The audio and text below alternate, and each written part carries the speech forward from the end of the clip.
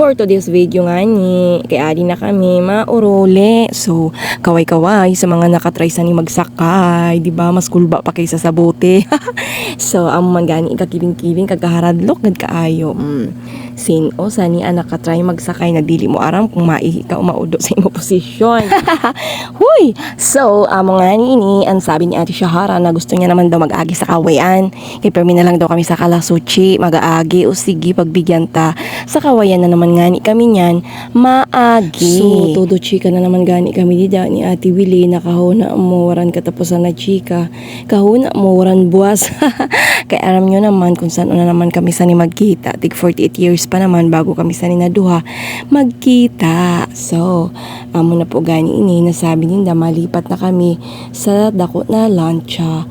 So, salamat at makalipat na, natawa pa nga ako da kay Ate Belen kay nag-ingkod na siya kay dili na daw niya kayaan magpukong kay sakit na gid kaayo ang iya bat ang kag iya lubot.